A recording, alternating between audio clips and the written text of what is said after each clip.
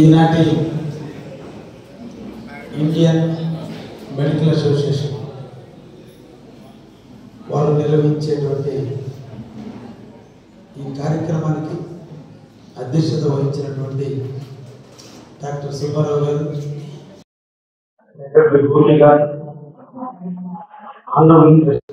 రవికుమార్ గారు, మిత్రులు రామస్వామి గారు, కావలపట్నం తెలుగుదేశం అధ్యక్షులు, ఇంకా మన జీవితంలో స్టెబిలిటీ రాని డాక్టర్లుగా ఈరోజు వ్యవస్థ ఉంది.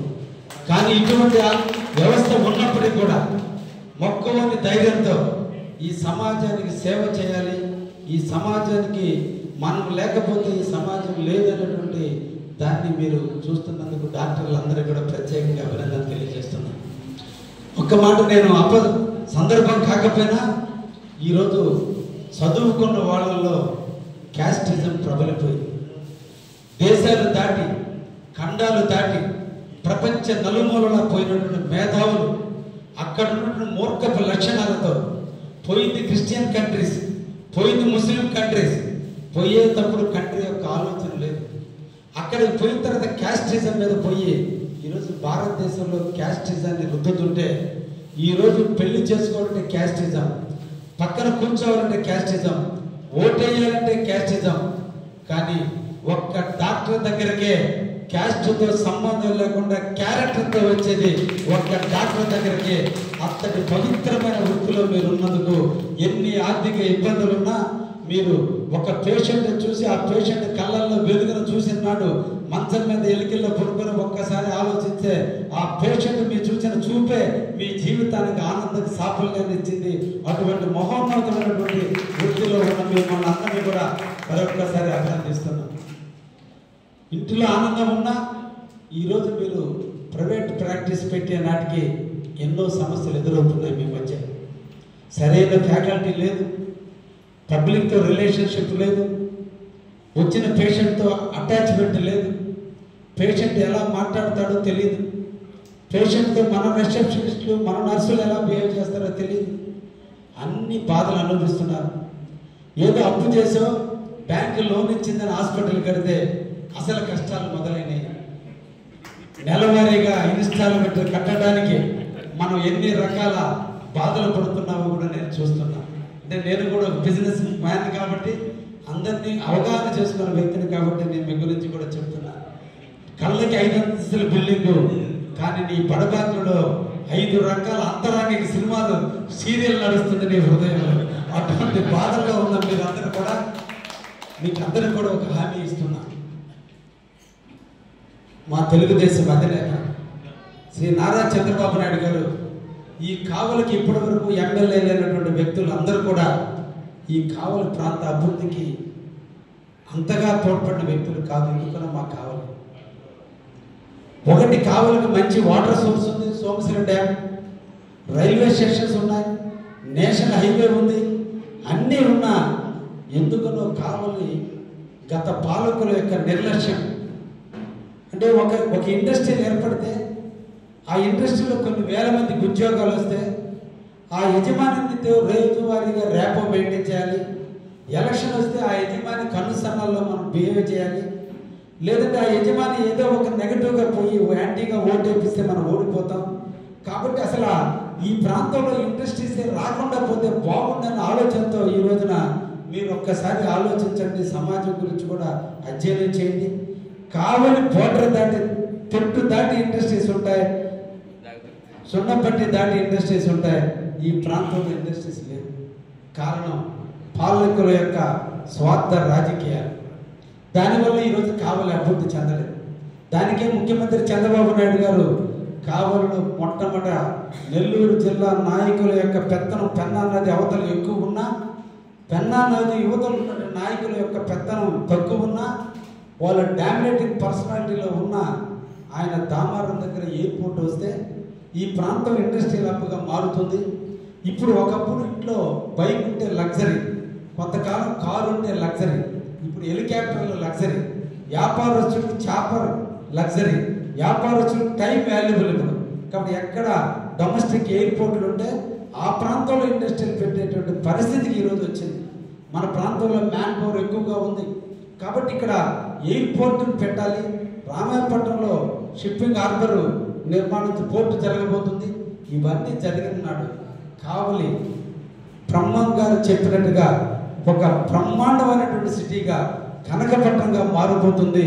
ఆనాడు ఈరోజు కావలిలో ఎవరైతే హాస్పిటల్ కట్టుకుని ఎవరైతే కష్టాలు నష్టాలు బాధలు ఇబ్బందులు పడుతున్నా మేము ఉన్నామని ధైర్యంగా కావలిలో సేవ చేస్తున్నారో వాళ్ళందరూ కూడా మంచి రోజులు రాబోతున్నాయి. కావలి రూపురేఖలు మారబోతున్నాయి.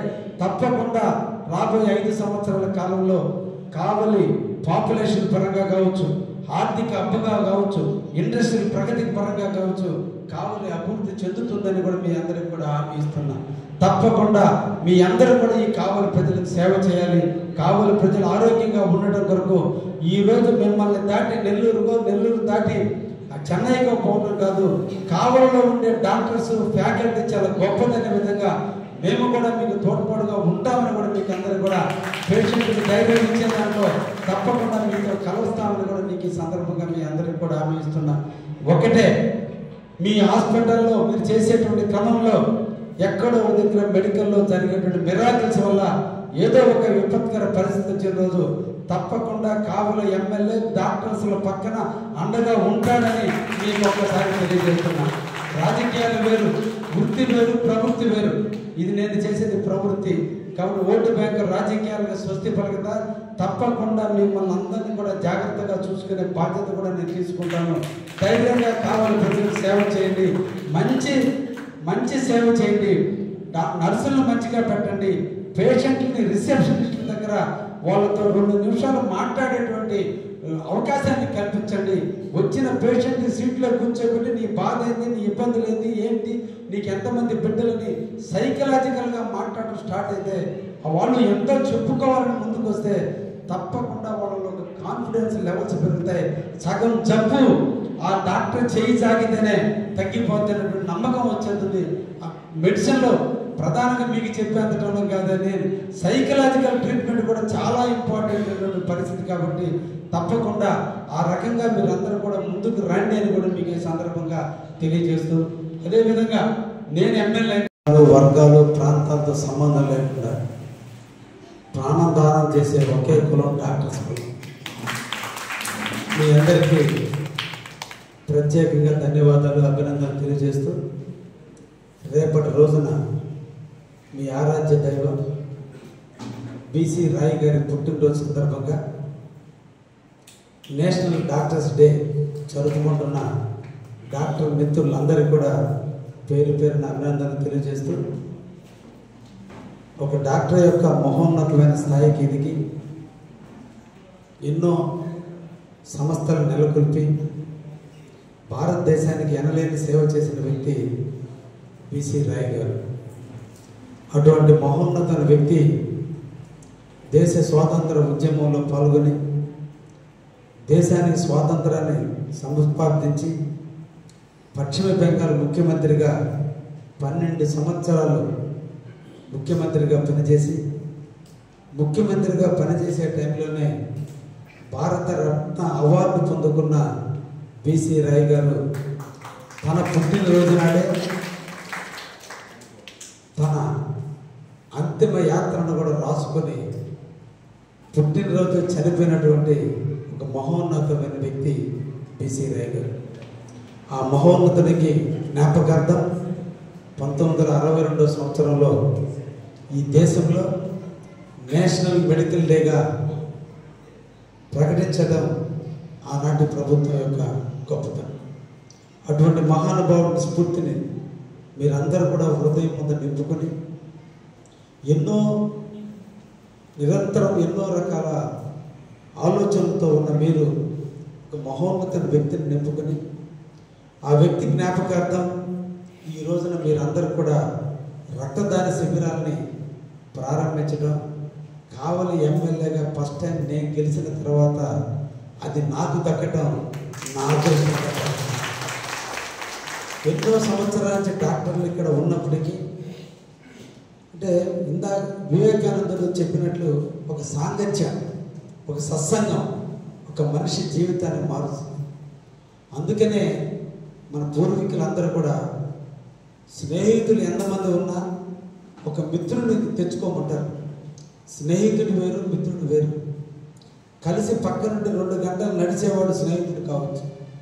కష్టాల్లో, నష్టాల్లో, బాధల్లో అంతిమ వరకు మనకు తోడుండి తప్పుని ఏలెత్తి చూపుతూ మనల్ని క్రమశిక్షణను నడిపేవాడే మిత్రుడు. అటువంటి మిత్రుత్వాన్ని ఉండాలి, అటువంటి సాంగత్యం ఉండాలి, అటువంటి సత్సంగం ఉండాలని ఈ రోజున మీకు నాకు ఒక బంధంగా నేను ఎమ్మెల్యే అయిన తర్వాత మీరందరూ సమిష్టిగా రక్తదాన శిబిరాన్ని మీరందరూ తీసుకురావటం, అందులో నన్ను పాలు పంచుకునే భాగ్యాన్ని ఇవ్వటం, ఆ ప్రకృతి మాత నేను జూన్ 4వ తేదీ జరిగిన కౌంటింగ్లో గెలిస్తే ఆ 4 సమానంగా 1210 మంది వచ్చి 1+2+1=4 నేను గెలిచిన డేటును మళ్ళా గుర్తుపడుతూ డాక్టర్ల సాంగత్యం నీకు ఉండాలి, డాక్టర్లకు అండగా ఉండాలి, డాక్టర్లతో మమేకం కావాలనే దానికి ప్రకృతి ఈ రోజున 1210 మందిని ఈరోజు పాకెట్లు ఇచ్చేటట్టుగా మనందరినీ కలిపింది అని ఇదే మీతో కలిపే ఒక మంచి సాంగత్యం అని ఈ సందర్భంగా మీ డాక్టర్లందరికీ కూడా తెలియజేస్తున్నా. మన భారతదేశం వైద్యపరంగా ఎన్నో ఎక్స్పెరిమెంటల్ నిలయం భారతదేశం. ఆయుర్వేదం వచ్చినా, యోగా వచ్చినా,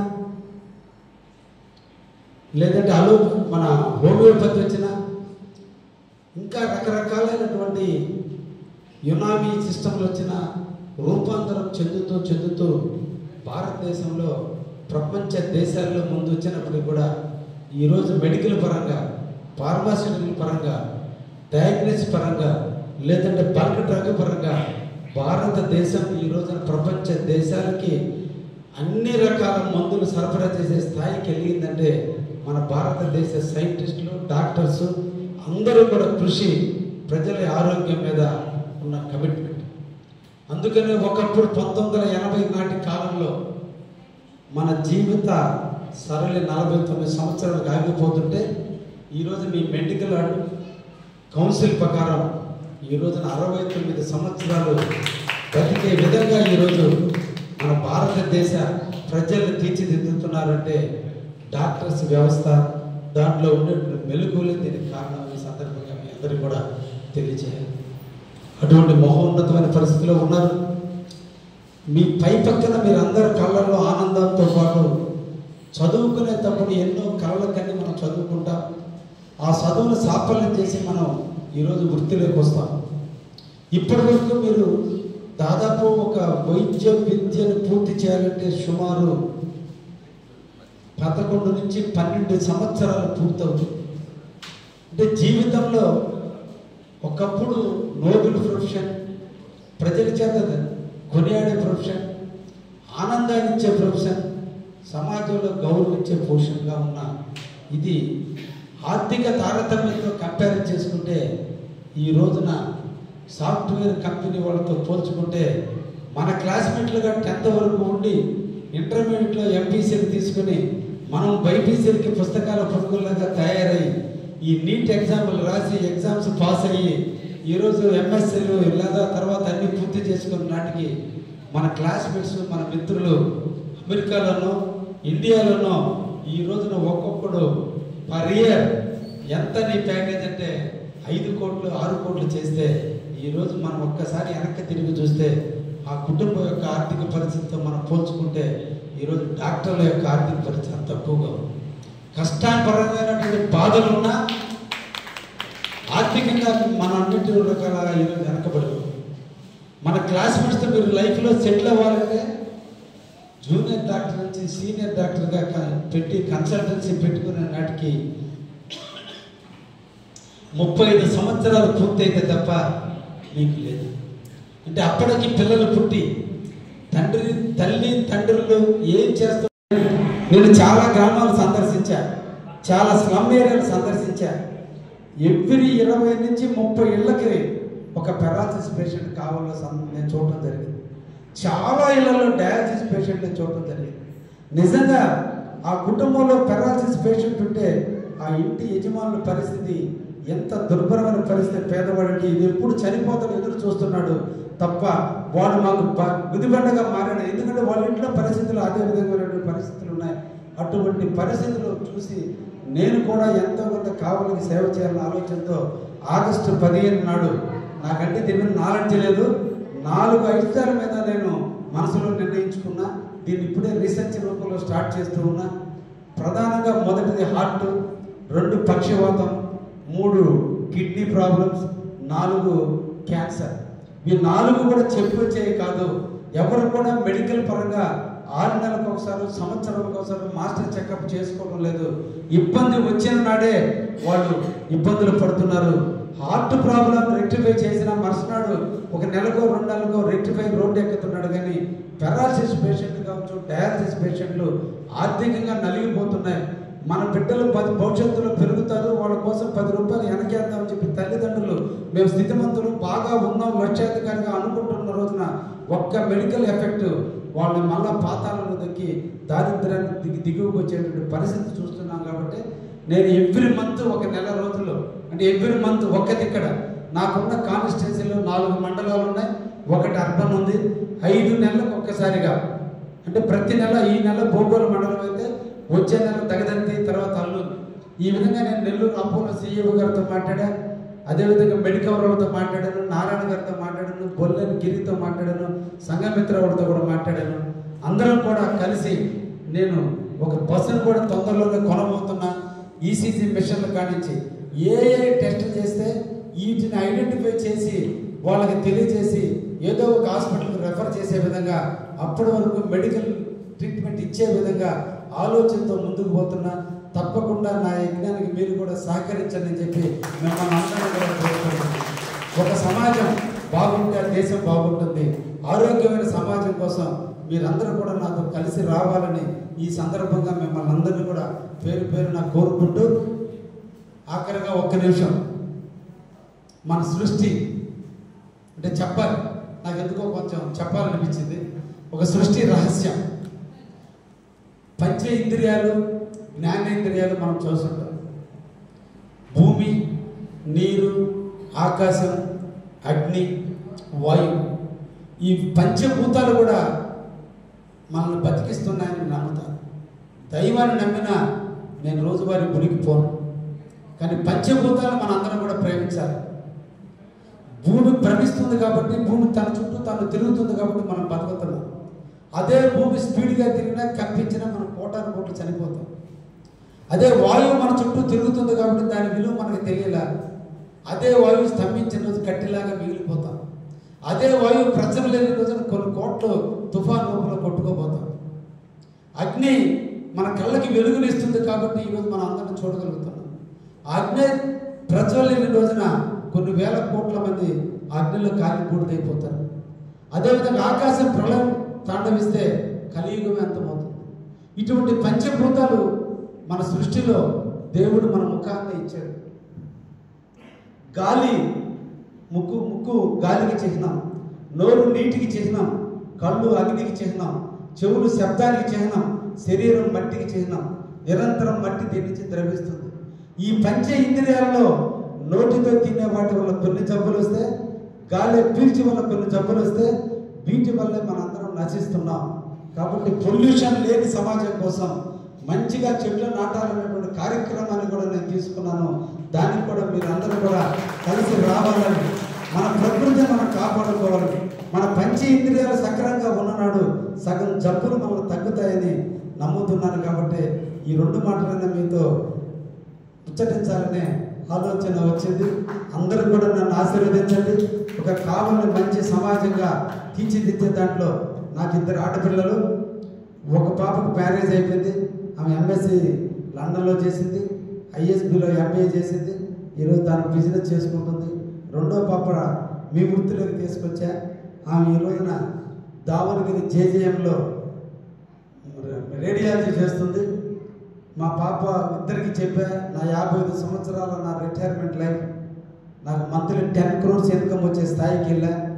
నేను ఎద్దులు పెట్టి సేద్యం చేశా, ఎద్దులు పెట్టి పొలం దున్నా, నాటిని కానించి కుప్ప నొరిసిన కానించి కష్టపడి అంచెలంచెలుగా అందరూ కూడా నాయకులు ఈరోజు కావలు కాదు, ప్రపంచంలో ఉండే నాయకులందరూ కూడా గుంటూరు నుంచి దాటి ఎక్కడికి వెళ్ళి అక్కడ ఏం చేశారో తెలియదు, కోట్లు సంపాదించి ఏదో ఒక ఫైల్ మనీ లోకల్కి వచ్చి పునీతులై పెద్ద మనుషులుగా బతుకుతున్నా, నిరంతరం కావల్లోనే జీవిస్తూ ప్రజల మధ్య ఉంటూ ప్రజలతోనే ఉంటూ వీలంత వరకు సేవ చేస్తూ ఈ రోజు నాకు చంద్రబాబు నాయుడు రూపంలో కావలు చేసే భాగ్యాన్ని నాకు ఇచ్చాడు. కాబట్టి నా కుటుంబ సభ్యులందరికీ చెప్పా, నేను వ్యాపార రిటైర్మెంట్ తీసుకున్న నిరంతరం ప్రజాసేవలు చేయాలి. డబ్బు పోతూ పోతూ డబ్బు ఎత్తుకోవడం కీర్తి తప్ప, ఆ కీర్తి కోసం రాజకీయం చేయడానికి ముందుకు వచ్చాను తప్ప ఏ ఒక్కరిని ఇబ్బంది పెట్టాలని కాదు. ఎదుటి వ్యక్తి ఇబ్బందాన్ని అర్థం చేసుకునే మనస్తత్వం నాకు దేవుడు ఇచ్చాడు. ఒక మనిషి తప్పు చేశాడంటే దానికి ఆకలితోనో ఇబ్బందులతోనో ఏదో ఒక కారణాలు తప్పు చేస్తాడే తప్ప సమాజంలో ఎవరు చెడ్డవాడు అనిపించుకోవడానికి ప్రయత్నం చేయడు. ఆ సర్కమ్స్టెన్సెస్ అతను మారుస్తాయి. దాన్ని మార్చగలిగితే వాడికంటే వాల్మీకి రామాయణం రచించినట్టు వాడు కూడా గొప్పవాడుతో నమ్మే సిద్ధాంతాన్ని తప్పకుండా కావలి చేయాలని ఆలోచనతో వచ్చా.